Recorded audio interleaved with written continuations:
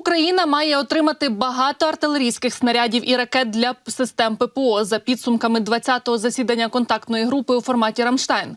Боєприпаси – головна тема засідання, адже їх дуже потребують наші військові на полі бою. Отже, найбільше допомоги надасть Німеччина – снарядів 155-го калібру у кількості 190 тисяч одиниць і пакет військової допомоги на суму у 500 мільйонів євро.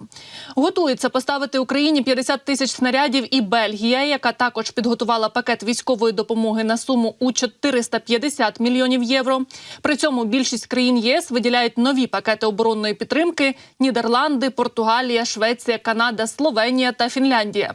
Відомо також, що частково визнане Косово готове поставити Україні бронетехніку, вантажівки і автомобілі.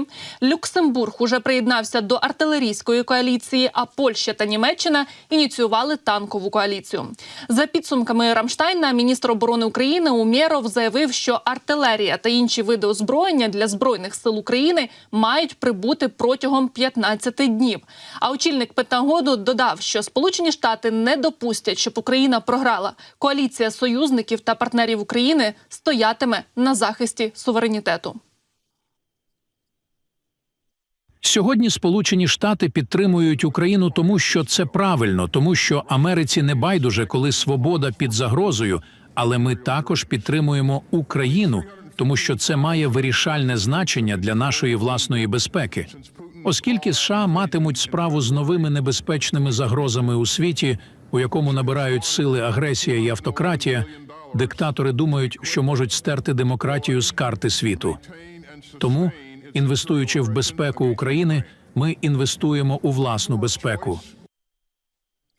Спікер Палати представників Майк Джонсон відмовився розглядати виділення допомоги Україні, доки не буде ухвалено загальний бюджет Сполучених Штатів Америки. Це затягує вирішення питання ще як мінімум на 3 тижні до 9 квітня, коли Палата представників має повернутися після великодніх канікул, пише The Hill.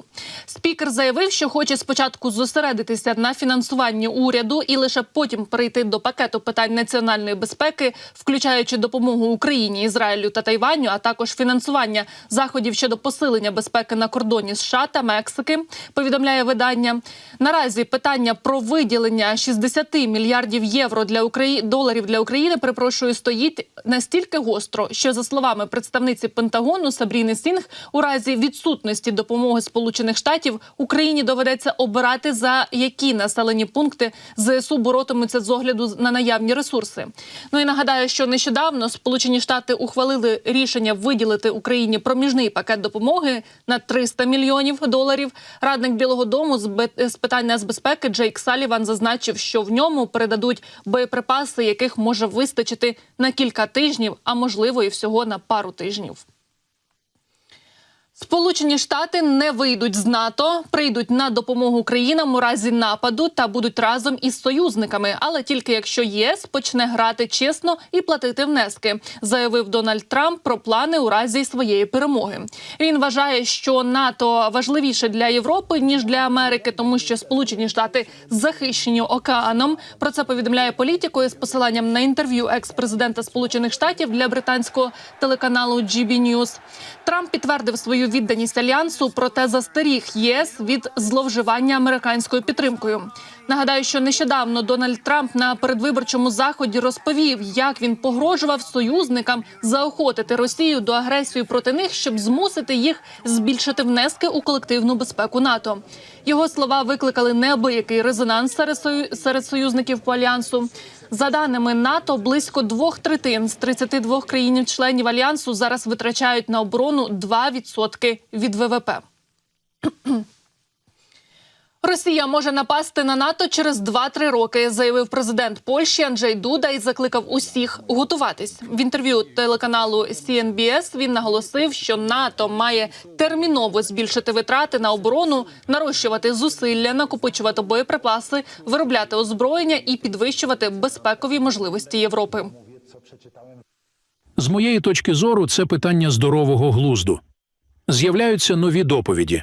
Я нещодавно бачив доповідь німецьких експертів, згідно з якою, можливо, вже на рубежі 2026 і 2027 років Путін, перевівши свою економіку на військові рейки, матиме такий військовий потенціал, що зможе напасти на НАТО.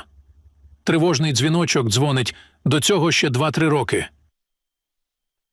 Ну і польський лідер закликав Сполучені Штати надалі підтримувати Україну, бо кожен долар, пожертвований нашій державі, запобігає перемозі Росії. Адже, наголошує Дуда, якщо Москву не зупинити в Україні, то ціна цього пізніше різко зросте. Ця російська агресія має бути зупинена за будь-яку ціну. Якщо її не зупинити, вона перекинеться. І тоді я боюся, що американських грошей буде недостатньо, щоб зупинити Росію. Американські війська повинні будуть втрутитися, а цього ніхто не хоче, наголосив Анджей Дуда.